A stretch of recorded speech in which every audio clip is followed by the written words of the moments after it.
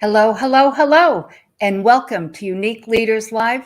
I'm Megan DiMartino, and it is Friday, my favorite day of the week, and not because it's not because of the weekend, but because of Unique Leaders Live. It is a wonderful program to help you see and hear my guest stories. That way you glean that information of their lives. Everyone is unique and we are all leaders, but my guests have a true story that they are going to share with you and have shared with you. Do, as I have asked you every week, if you could, share this out to all of your social media platforms, to the YouTube, subscribe to YouTube, and then next week it will be on the podcasting platform. So there, go to iTunes and subscribe. It truly will help others find Unique Leaders Live. So today is no exception of my guest. My guest is Christopher Hussey. He has an amazing story of resilience and creativity and sales and marketing, but he also is a unique leader. So without further ado, I'd like to introduce you to my guest, Christopher Hussey. Hi, Megan. Hi. Hello, hello. And why do you laugh? I hear a little chuckle there.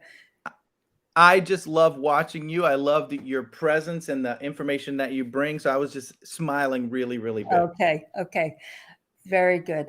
I just thought maybe there was something that you wanted to share with our guests about you, but you are going to share. So with that said, I would love you to go back to where Christopher was born, a little bit about your, young Christopher, and what seeds, I call it your marinating DNA, but what seeds were planted then and brought you to today. Young Christopher, that's such a great question. Let's see. So I was born in Florida. I'm a Florida boy, and that has never changed. Although I live in Texas now, in Dallas, I am a super fan of the beach and the water. I have an app on my phone, and every day I put the AirPods in, and I listen to the beach. And Wow. So born in Florida. Before we moved to the beach, I grew up honestly very modestly.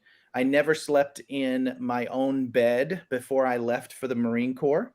Oh, wow. So there was a 3-bedroom house for 4 kids and 2 parents and 10 dogs, in the kind of country. Still love country music today. Left home when I was 17, turned 18 in boot camp at Parris Island for the United States Marine Corps, and went off to see the world. Graduated first in my class. I was the guide. For those of you that are familiar with the military, that's the guy who carries the flag and kind of leads the platoon. Oh, wow. And went from there to Japan. I was in Japan for almost 4 years in Okinawa. Loved it. I love Asian culture. I traveled all over the East at the time and just really loved it. And then here, Megan, I'll show you something you haven't seen before. You ready? I'm ready. See that scar right there? I see it. That scar, I'll tell you a quick story. So I was pursuing my dreams. Listen to this, Megan. Listen to this. So I'm a United States Marine. I'm a corporal. That's level 4 for those of you that are not military. And at the same time, this is going to sound a little strange to you, Megan, I was the lead singer in a country western band. Oh, my. Okay.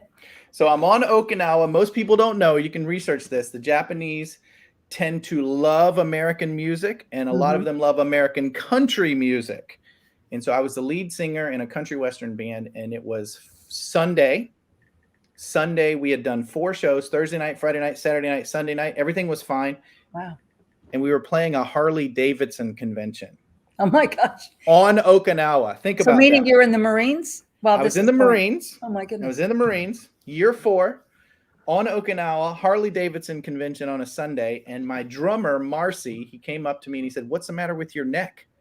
I was like, "What do you mean? What's the matter with my neck?" And he said, "That you got a thing." And I said, "I don't have a thing. I feel great." He says, "Go to the bathroom." So I go to the bathroom and I look in the mirror and there is a golf ball sized bump. Now I'd been with these people for 4 days and it wasn't there. And so it came up very, very fast.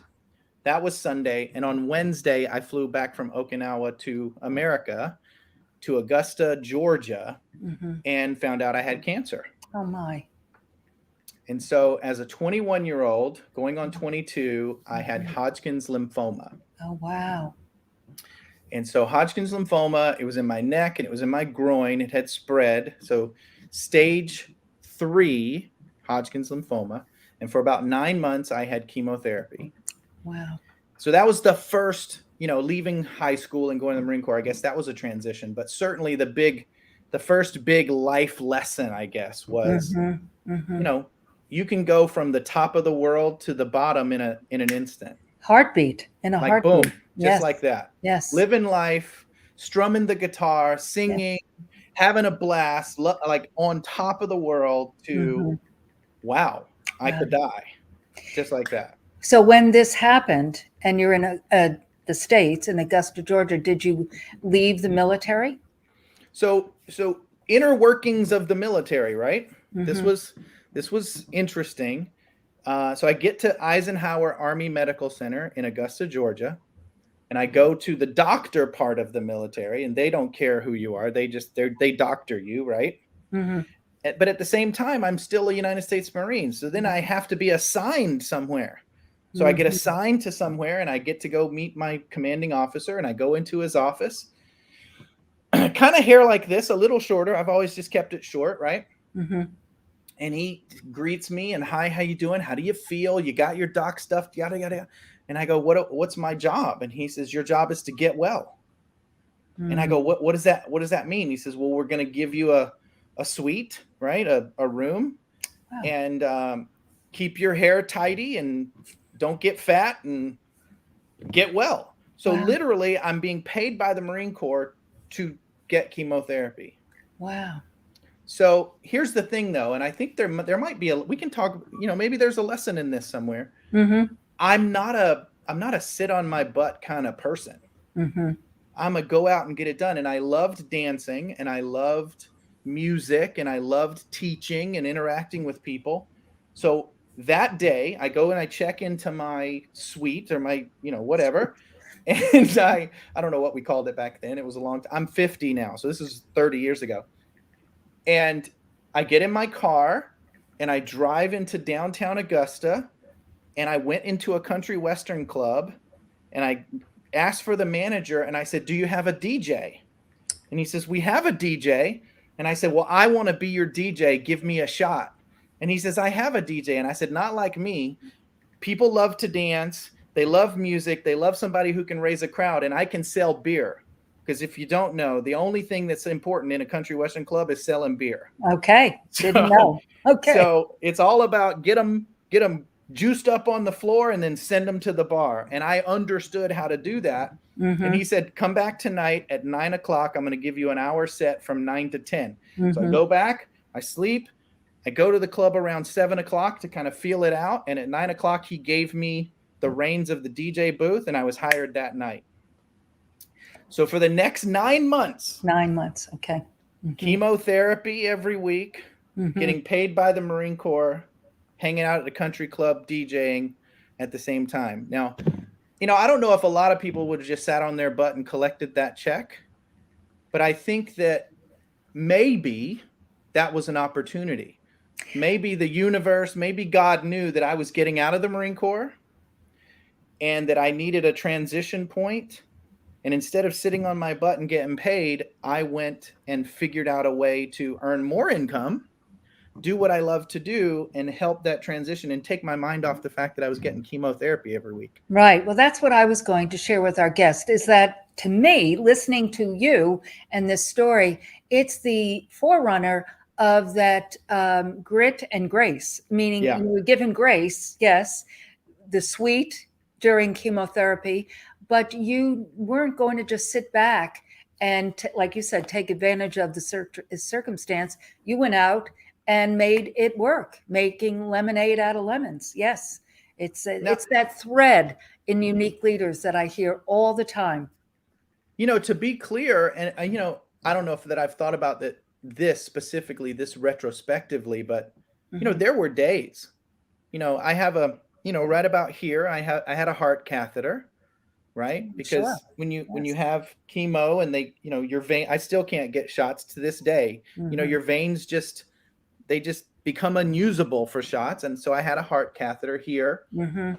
and there were days when I couldn't function. Yeah, I'm sure. And I think Yeah. that's true in everybody's business. I mean, think about today. I mean, we have been told to be inside. I just spoke with a colleague yesterday. She's an amazing person, and Mhm. her country is completely locked down, and Mhm. she's a person who's never in her home, Mhm. right? And so Yeah. there are days, no matter how your life is going, there are days you can't function, and it's okay. You just deal with it. You Mhm. you you you get the people around you that support you and hold you up, Mhm. and then when you can, you get back into the DJ booth and start mixing Mhm. it up. Yeah, right. That's a great, I love that point of reference. Get back in the DJ booth. Yeah, it's great. Yes. And, I heard a great quote, I guess, from Glenn Lundy on Clubhouse today, was interviewing the gentleman who's founded BNI, Ivan. I don't know his Yeah, last name. And he had a great point, Christopher, in light of what you just said. A person that does some work for me with my electronics lives in Melbourne, Australia. They're totally locked down again. But Ivan there, he said, could you imagine the world in 2008 even without Zoom and all the StreamYard as we're doing here and all of the technology? There'd be so many bankruptcies more and amazing. suicide. Right. Wow. Imagine if we had COVID 10 years ago. That's what he was saying. That's what his point was. It Yeah. would be 10x, 100x worse than it is today. And there will be so many people without the external support system like you and I are doing right now, Right. right? There would be Yes. so many people without that external support system to see them through, because we all have days where we can't function, and Mhm. it's up to the rest of the world. It takes a village, right? It's up to the rest of the world Mhm. to keep us whole. Amen. And that's why Clubhouse has resonated so strongly because of that video, that audio app communicating, connecting. Absolutely. Yeah. Okay. So then you obviously then survived and Perfect. All good. all good. And so then what evolved from there? So after cancer, I went back home to Florida. I moved back in with my parents Mhm. and kind of just took a deep breath. And another leg up, a wonderful thing. I am a fan of veterans. I give time and money and energy to veterans to this day because the United States government and the Marine Corps specifically has given so much to me. And one Mhm. of the things when you are medically retired, as I am, you can apply for and be approved for college, right? And Yeah. so I applied to go to college. This is a funny story. Megan, you ready for this one? Oh, I'm loving your story. So keep Hold going. your seat. Hold your seat here. Okay. This is kind of funny. Mhm. So I apply to college and I get accepted and I get a 4-year ride basically on behalf of the Marine Corps. And Mhm. I apply to and I get accepted to Belmont University. Belmont University is a Baptist university, and for those of you who are unfamiliar, it's in Nashville, Tennessee, Okay. and it is at the head of. So there are two streets that make up country music's Music Row, and those two streets dead end at Belmont University. That So is a here, funny story. right? So Yeah. I'm into country music, and I'm like, I'm gonna go to Nashville, and I'm gonna get a degree. I didn't get a degree in music. I got a degree in music business. Oh, very smart. Music business, right? Mm-hmm. Mm-hmm. So that part of my life was awesome. I get into the dorm. I'm 22 years old. I'll let you use your imagination. I'd been a United States Marine in Japan playing on stage for 4 years. So I'm not a kid. I'm young, but I'm not a kid. Right. And the other dorm members are 17 and 18. So that wasn't going to work. That wasn't going to work. No. So there was this guy on television. You might have heard of him. His name was Carlton Sheets. Oh, I do remember him. Do you remember Carlton Sheets? I can't place why I know him, but you'll tell me. So Carlton Sheets used to sell a course. I don't think he's around anymore. Okay. He used to sell a course called No Money Down Real Estate. Okay. Mm-hmm. And he sold it for whatever. It's a couple $100. Right. So I order Carlton Sheets No Money Down Real Estate course. And I go through it. And I go, I'm going to buy a house. Mm-hmm. And so I apply it. When you get in college, they just throw credit cards at you. It's just a thing. They just I don't love that, but it's a fact. They just throw credit cards at you. So I applied for a couple of credit cards. I got $6,000 in credit cards, and I bought a 3-bedroom house with no money down on Leslie Avenue, 4 blocks from Belmont University. Wow. And I rented it out to 2 other guys, and I had a new house in Nashville. Wow. Right. Wow. And so I think what I learned from that, and I don't know if I knew this before, but certainly today it still resonates with me. I think there is convention, right? There is the way things are done. Mm-hmm. And then there is the opportunity to do them however, listen to this, gets it done. Yes. Right. So, yes. And I think a lot of people are stuck in the way things are done. Correct. Mm-hmm. And I tend to be over here in the get it done. Amen. Like whatever the obstacle is, you just go around it, under it, over it, build a ladder, swing, or whatever it is. You're my kind of guy. You figure it out. Yes. Mm-hmm. So I'm in this house on Belmont, on Leslie Avenue and near Belmont. And I'm going to school. I met my best friend. His name was Chris as well. I was Christopher. He was Chris. Mm-hmm. He played guitar. I sang. It was a great time. And Arista Records. Remember them? Alan Jackson, Brooks and Dunn, right? Arista Records. I go to the Belmont intern office, and I go there and I apply and I get rejected. And I'm like, why am I rejected? It says, we don't give internships to freshmen. You have to be a sophomore. Right. So they don't want 17-year-olds. So I go back to the office and I go, hey, let's powwow here. Let's talk. Right. Let's talk. I said, I've been a United States Marine. I'm 22. I'm not 17. I'm a professional. I own my own home, yada, yada, yada. And he goes, you're right. I'm going to get you an internship. Right. So the lesson is don't take no for an answer. Go back again. Right. Whatever the rules are, maybe okay, this is weird. This is not good. But maybe the rules don't apply to you. That's right. Right? Maybe they don't. Maybe those are the rules, but maybe they don't apply to you. So he gets me an internship at Arista Records. This is Arista Records. Alan Jackson and Dunn and Nashville, Tennessee. Exactly. Nashville, Tennessee. And it's right down. So I would go to school in the morning, and then I would walk down Music Row to Arista Records.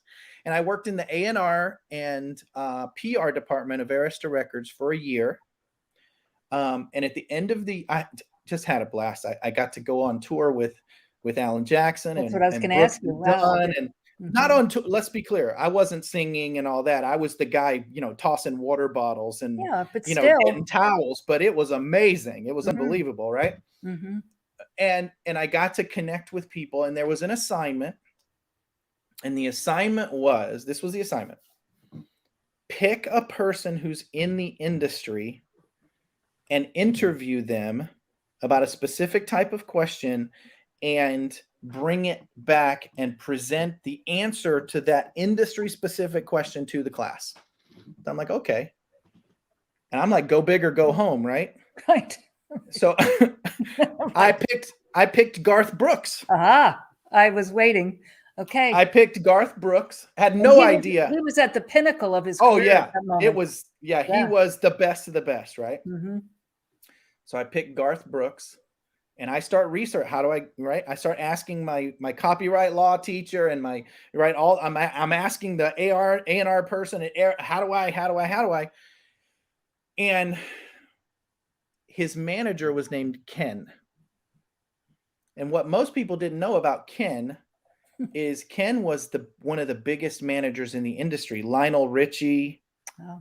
Trisha Yearwood, Mm-hmm. Garth, like the whole thing, right? Mm-hmm.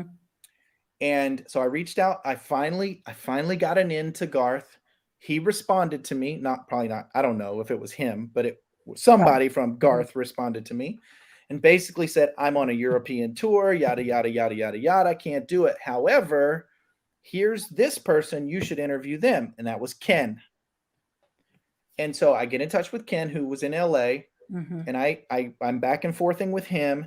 And again, you just never ever know where if you're open, if you're open, you don't know what's going to happen if you just get it done. Mm-hmm. Ken writes me back and he goes, "Hey, Trisha Yearwood is going to win CMA Woman of the Year, and I'm going to be with her at the CMAs. Come to the CMAs and do your interview with me at the CMA." I'm like freaking out. I am freaking out, right? Mm-hmm. And so we're corresponding, and he says, "Hey, I'm in town." He was great. He was awesome, by the way. "Hey, I'm in town. We're doing our sound checks. This is the day before the CMAs are live, Country Music Awards, for those of you that are not country, right? Day before the CMAs are live. He says, "I'm in town. Trisha's doing her sound check today. Come meet me." And I'm like, "Come meet you?" He says, "Yeah, come down to the Ryman Auditorium and meet me." I'd never been to the Ryman Auditorium, right? "Come and meet me." He says, "I'll leave your name at the back door." Okay, so I am a freak country guy, right? Like sang all these songs. And I go up to the back door, and there's a guy in front of me, and he's like 90 feet tall, like super tall dude, big cowboy hat on, Wrangler jeans, boots, polo shirt, hanging out. I can't see his face because he's in front of me. And I'm walking, and I'm like, 5 steps behind him, and he grabs the door, and he slides out of the way like a country gentleman would, and it's George Strait. Oh, my. George Strait opens the door for me to go into the back of the Ryman Auditorium. And I go in the back of the Ryman Auditorium, and everybody who's anybody is there. Everybody is there. And Ken comes up, gives me a hug. He says, "Hey, thanks for coming. We're going to do the interview. We're going to go out front in the auditorium. We're going to sit in the second row. I'm going to listen to Trisha. We're going to chat, and then we'll go have lunch after." And he says, "You hang back here and just, be cool." He says, "Be cool." And I was like, "Okay, I'm cool." Everybody. And so I get to meet everybody and take pictures with everybody. And then I get to sit and watch Trisha do her thing. And then Ken takes me to lunch. I should be taking him to lunch. He takes me to lunch. We have a great lunch. Anyway, amazing. Wow. I mean, it's like your Simon Cowell and right. whomever rolled into one, Rolled into one, right? I mean, Jay Leno or, rolled into one. Holy moly. So even though I'm going after Garth Brooks, right? And that's a no. That's right. It. Right, and that's the lesson. Even though that's a no, it turns into something that honestly, arguably much better. Because Garth would have been a phone call. Exactly. How you doing? It was much. You would never have had that experience. But when you first started sharing the story, I was thinking about when you went back saying, hey guys, I'm 22.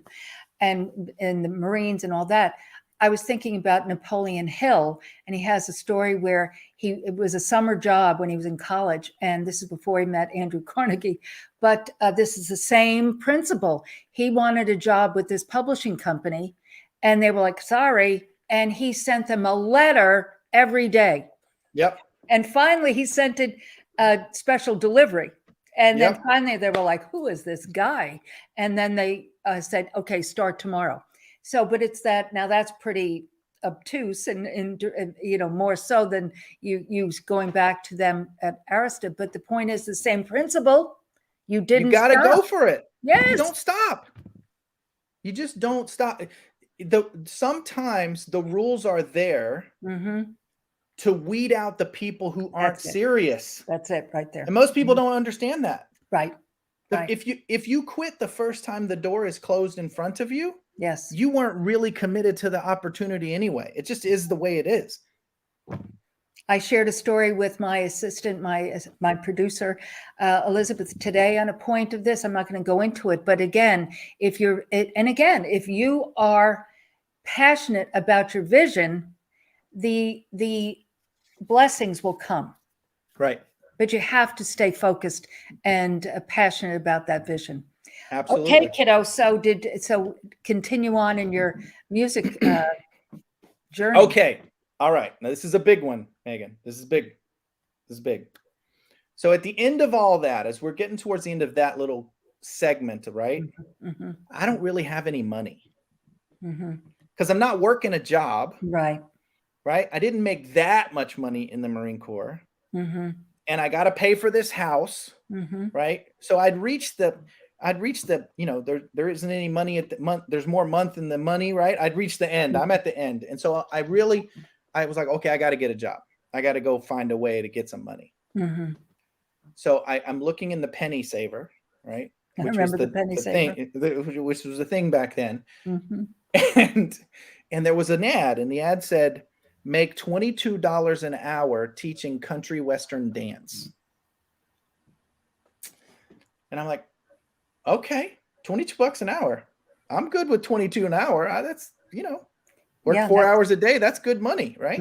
Especially 30 years ago. That's good. I was just going to say then 22 was very, very good. Yes. Yeah, that's good money. And so I answered this ad, right? Very different from today. I'm in jeans and boots. I got a Charlie One Horse hat on and a t-shirt. And I walk into this studio in Belmead, Tennessee. And I walk in totally formal. And I do not look the part. Let's be super clear. I do not look the part. And Lawrence Elkin meets me and interviews me.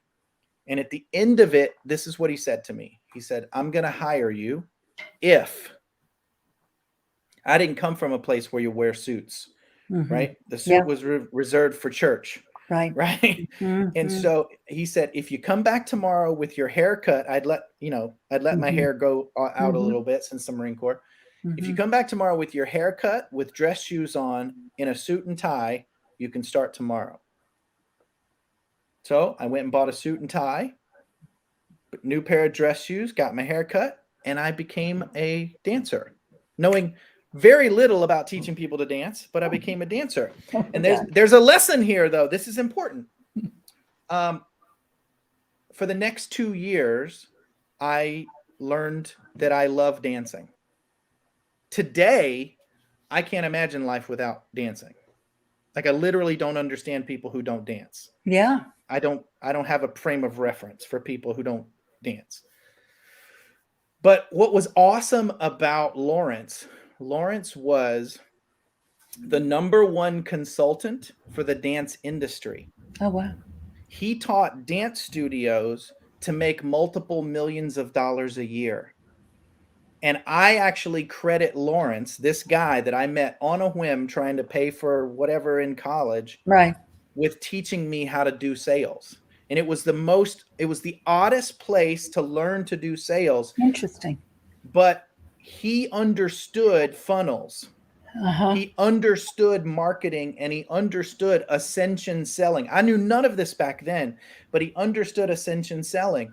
And so he would put out ads that were 5 lessons for $25. Now I was making at the time $30 an hour because I'm a quick learner and I know how to take advantage of the comp plan or whatever, right? And I was making $30 an hour, so he's losing his butt on 5 lessons for $25, right? He's not making any money, and I was like, how is he doing that? Because my brain didn't understand that. But what he understood is that those are prospects and leads. And we were booked all the time. Mm-hmm. And then the goal of that 5 for 25 was to sell them a $200 package. Mm-hmm. And Yes. so at the end of that $200 package, he's basically breaking even. He's still not making money. But at the end of that $200 package, we sold them a $2,000 package. Mm-hmm. And about 10% of the people who bought the $2,000 package bought a $5, $10, or $30,000 package. Really? Wow. Oh yeah. Oh yeah. And so in that 2 years, I was earning about $175,000 as a college student. Oh my gosh. Yeah.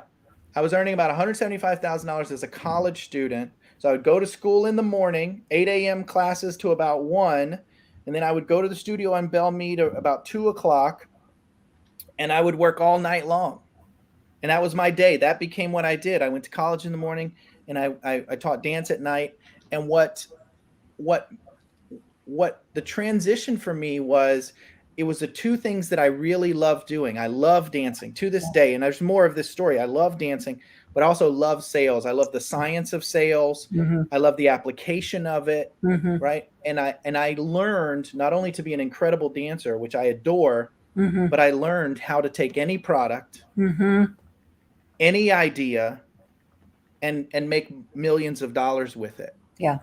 And that would have never happened without that ad in the Penny Saver. No. And that, but it also has an interesting connection to joy. You're a very joyful person and you look at the positive things, and that's that DNA, like I said earlier in the beginning of our chat, about where were you born and a little bit about you. But my father said to me, one of the last things he said to me, my parents lived to their mid to latter 90s. Wow. And they passed 4 months apart. And the last thing he said to me, Christopher, is he said, you're very lucky. Well, on some level, you could look at, my house burned down. I was divorced, a single parent of 2 kids, And, but I said, okay, I'm looking. Why? He said, you have a happy heart. Mm-hmm. Yes. And that is a gift. It is. And so it is a true gift. You know what? I want to say something specifically about that, because I believe that there are people out there who do not see the glass half full. Yes.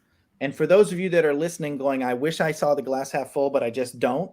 Some of us do that.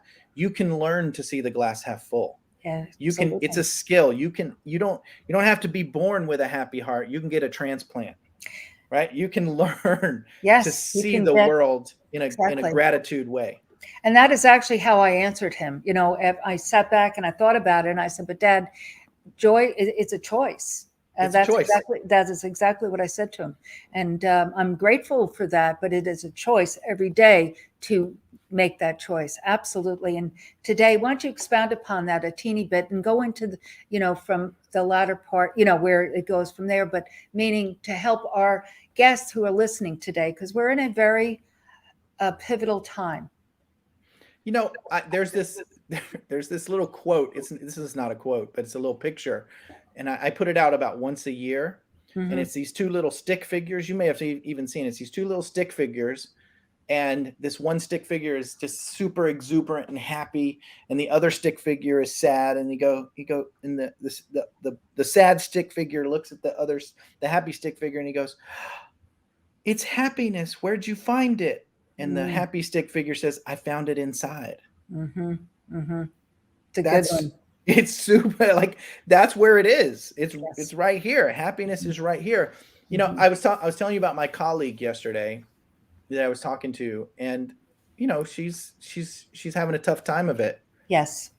She's an amazing person. Mm-hmm. And in the industry that we serve, in the network marketing industry, and I used to go through this when I was in the field, in the industry that we serve, there is, what I'm about to say is slightly controversial, so I apologize in advance for the nasty comments if you get any. There is this mantra that you should not recruit people who are in the business. That's the mantra.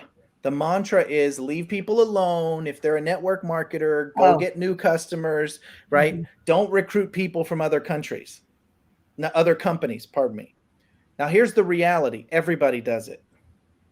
All the people, and okay, so this is the part where you're going to get nasty comments, Megan. So here we go. All the people out there going, don't you recruit other people who are in company? They all do it. It's one of the most hypocritical things in the industry because everybody recruits other leaders. Because the fastest way to create an amazing organization is the leverage of experience. Yes. The fastest way to grow your company, whether you are in network marketing or not, is to leverage a coach, leverage a mentor, leverage experience. And it's the same exact thing in network marketing. Here's the challenge. Here's one of the challenges.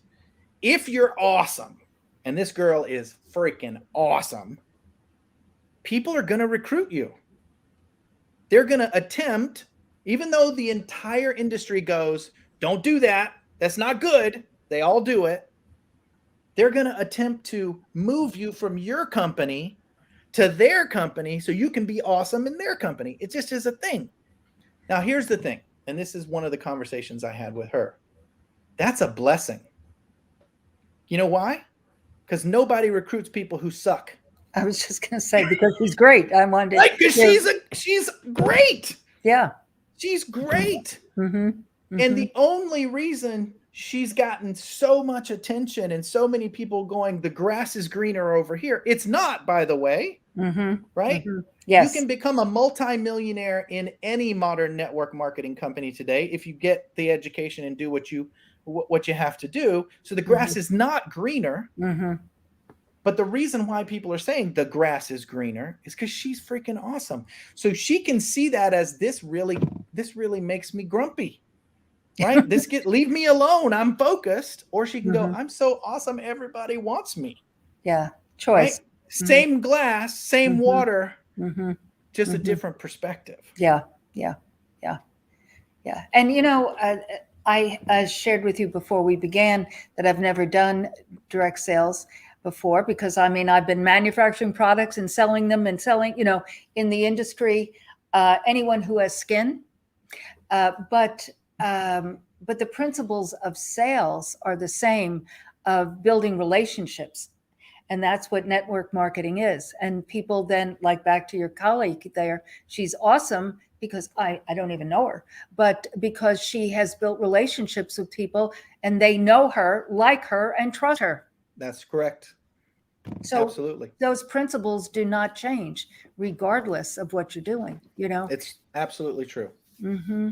I don't personally believe that there is a difference in the fascia of how you build a successful network marketing business, how you build a successful franchise business, how you build a successful transactional business with a widget.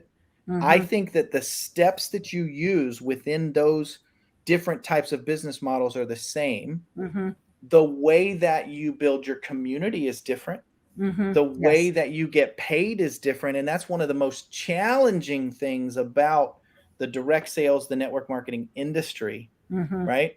Is you're paid to create a group of people doing a simple thing over time. In transactional businesses, you are paid to create a transaction. Yes. In franchise businesses, you are paid to replicate a model. And most people come from the transactional business perspective. And so when they are introduced to the direct sales or the network marketing model, which I love, I like the term network marketing, very proud of that term. When they're introduced to network marketing, they believe, as I did, by the way, this is again a learned skill, they believe that it's transactional when it is not. It is not although transactions are certainly a component, it is not transactional. It is the most relational of all businesses, whereas transactional businesses involve relationship skills. Yeah, no, I see it. It's not as relational as developing a brand and a relationship in a franchise model, which is more relational than transactional businesses. And then you escalate or ascend the relationship. The network marketing model is the ultimate relationship business. And if you cannot overcome that skill set, Mm-hmm. you can be very successful. You can earn 1,000, 5,000, 10,000. But the people who are earning 100,000, 200,000, 300,000, a million a year, Mm-hmm. those people understand relationships and creating community. Yeah, no, it's fabulous, and it's very exciting for for such a time as this. Yeah. And it really is an amazing opportunity and dynamic.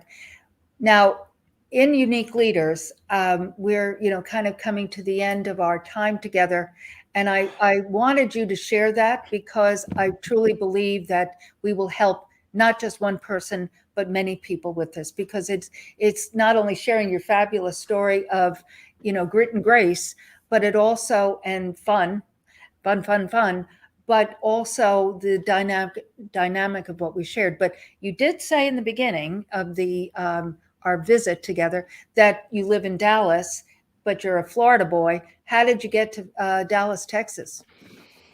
I know there's a long story. We probably don't have time for that, but we'll come back and visit again. But um, share a little bit We about that piece, that we transition. we might get some grumpy Floridians on this one. You ready? You Uh-oh. ready for that? Uh-oh. My everything. I had a conversation with a colleague yesterday about an opportunity that was put in front of me that I turned down. Mm-hmm. And I turned down the opportunity not because it wasn't amazing, because it is amazing, and these people are unbelievable. I love them to death. My answer is the same answer as this. I am first and foremost a husband and a father. Mm-hmm. And at 50 years old, I'm 50, I just turned 50 on September 2nd. At 50 years old, I love walking my kids to school every morning. Mm-hmm. I've had a great career. I've been super blessed. I love picking my kids up and taking them for ice cream after school. Mm-hmm. I love taking my kids to Cub Scouts and taking my daughter to Girl Scouts and spending time with my family. And today I make choices that are twofold. Number one, does it keep me in the presence of the people I love? And number two, does it further their future? Mm-hmm. And so, how does this relate to your question? Florida is an amazing state. Mm-hmm. It's just not an amazing state for kids, in my opinion. Okay. Mm-hmm. Right? Florida is an amazing state if you want to party and hang out at the beach and go to concerts. Florida is an amazing place to visit. Mm-hmm. They don't put money into their school system there as much as I believe that they should. Mm-hmm. Right? Florida is a great place if you want to totally focus on yourself. Mm-hmm. Texas, on the other hand, I love their taxation system.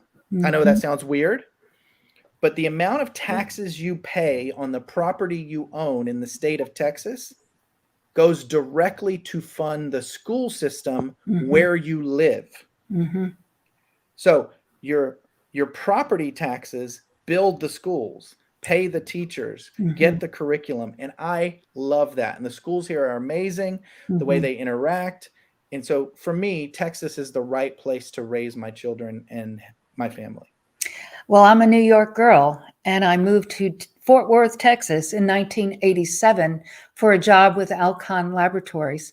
I moved with an 11-year-old daughter, not knowing a soul. So we're kind of kindred spirits here. I love that. Okay.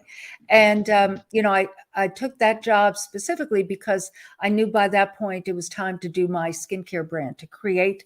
And that's part of my story, my journey. But back in the day, there wasn't Mr. Google, and there wasn't, websites and the like. So there were only, as you know, brick and mortar and wholesale, but also Mary Kay and things of that nature in that arena. But I had worked in the wholesale beauty industry in national sales and marketing. So I was able to hang out with very sophisticated chemists at Alcon to help me put together my first brand, Glycolique, that I launched in 1992. But, when I came to Texas, I didn't say, oh, I'm moving to Texas because the tax structure is, no, what did I know? But I loved, now back to your country and Western, I'm talking about Ralph Lauren and that feel, I wore cowboy boots and so forth. And I love the feeling of Texas because I traveled here often on business. And I was ready for an adventure. So I came for my Wild West adventure and I haven't looked back. Texas, amazing state. Of course, every state has its good and its bad. We could have a whole podcast on that, right? Yes, sir. My wife and I are very intentional. I think this is a good thing in business as well. We get teased a lot. I get teased by my guy friends. We have 4 kids. They are all exactly 3 years apart. We planned to have our first kid. We planned to have the second one, the third one. Like we planned it. And I think a lot of people are allowing their life to happen. They are allowing their business to happen, right? Yes. We planned to move to Texas. We researched it. Okay, this is the place we want to raise our family. I think you have to be intentional, and you have to research and make decisions and then follow through on those decisions, and you create success. Yes. And that is a fabulous way to tie up everything we have been talking about, because you shared that point early on. And we spoke about that. If you have that vision and are truly committed to it, life works out, works its way through it, and you stay focused on that. That is awesome. Awesome. Well, that is a fabulous place to lead me to my last question for you. Uh-oh. And I ask everyone this question. And this goes back to the book 3 Feet from Gold. I don't know if you've ever read it, Sharon Lecter and Greg Reed. And it's basically fiction, but it starts out with this guy in the gold rush days. He was an East Coast guy, and he got gold fever, came out west, bought his piece of land, chiseled away at his little property, seeking his gold rush. And he got very frustrated and gave up. He sold his property to a town guy. He picked up that chisel and kept working, and in 3 feet struck gold. And so in that story, and then it goes into somewhat autobiographical to Greg Reed's life. But Sharon, in that story, basically crafted what she calls her success formula. And it's passion plus talent times association, which you mentioned earlier, plus action, which we've talked about, plus faith equals success. I don't ask you your points. We've covered most of them. But what is your passion, Christopher, and what is your talent? Oh my goodness. We could do a whole podcast on this. We could. Megan. My passion is seeing other people achieve their goals. I've been very fortunate to work with entrepreneurs for a long time, whether that was as the CMO of a company or whether that was as a consultant or whatever. There are so many people out there who they have a dream, they can see it, but the obstacles are in the way and they can't figure out how to get those obstacles out of the way. Right. And so my passion is helping those people get the obstacles out of the way. And that leads to the second answer, which is my superpower, right? My talent is stepping back from the trees. You've heard this before. Everybody has. You can't see the forest for the trees, right? So people are so close to the bark, to the problem, right, that they can't just step outside, right, get in a hot air balloon and look down and go, oh, if I just move this one thing, the path would be clear. Right? My superpower is seeing the whole achievement and going from idea to bank account. That's my superpower. I love it. I love it. And all of these, and that's what I love about unique leaders, is that you see this, like you said, I love the hot air balloon analogy, looking down, and you can look at this entire story. And through this, we have cancer, we have needing capital there in college, on and on. But through it, you learned and you crafted and you discovered you. But our guests will see this through your story, Christopher. Thank you so much for sharing all this today. Truly enjoyed Megan, being with you. I really appreciate you. I was enamored when you invited me, and now it's even more enamored. Thank you so much. Truly my pleasure. But hang in the green room. I'll be there in a minute. Okay? Wow. What a great journey that we just took with Christopher Hussey. And as you know, folks, if you follow Unique Leaders, most often I don't know my guest's story. There's something about their essence today that is compelling to me, that I know that I want them to share their story for you, but I don't know their whole story and all of the innuendos in between the lines. So it was such a joy to really travel through Christopher's journey. So again, visit this again, listen to it when it's on a podcast, just marinate on his story, because it will give you hope and infinite possibilities. I asked you earlier, I'm going to ask you again, if you would share this out. There's so many people, and if it helps one person, it's truly what Christopher and I, our hearts are, and all of my guests. If you listen to the last question, so many of them say very similar, very differently, but similar things. They want to help people, and their talent is to create that vehicle or that opportunity. So just share this out on all of your social media platforms. We would truly, truly appreciate it. Go to YouTube, subscribe, the Megan DiMartino Unique Leaders page. And again, that will help people find it. And then know that it is on all of the podcasting platforms by next week.